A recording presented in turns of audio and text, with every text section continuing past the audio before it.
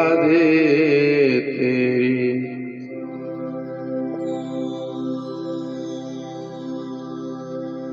कृपा बरसे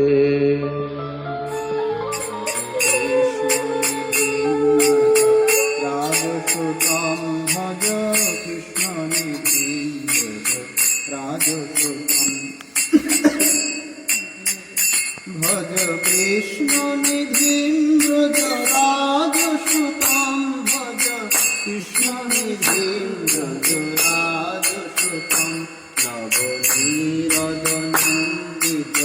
कान्तिधरं रससागर नागर भूपवरं शुभवं किमचारुषि खण्डशिखं भज कृष्णनिधिं भज राजसुतं भज कृष्णनिधिं भज राजसुतं भज कृष्णनिधिं भज राजसुतं भुवि संकृतबङ्किम शत्रधनं मुखचन्द्रविलम्बित कोटिवेदं मृदुमन्दसुहाससुभाषयुतं मृदुमन्दसुहाससुभाषयुतं भज कृष्णनिधिं भज राजसुतं भज कृष्णनिधिं भज राजसुतं भज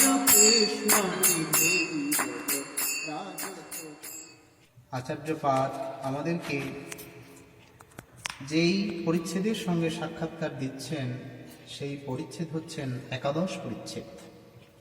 অন্তলীলায় একাদশ পরিচ্ছেদে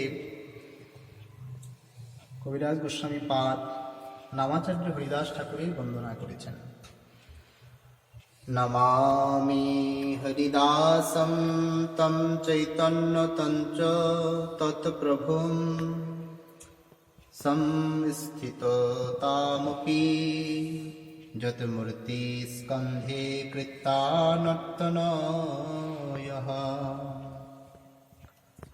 যে হরিদাসের নিষ্প্রাণ দেহ নিজের কোলে তুলে নিয়ে যিনি নৃত্য করেছিলেন সেই হরিদাস ঠাকুরকে আমি প্রণাম করি, তার প্রভু সেই চৈতন্য দেবকে আমি বন্দনা করি। জয় জয় শ্রী চৈতন্য জয় দয়াময় জয় দ্বৈত প্রিয় নিত্যানন্দ প্রিয় জয়।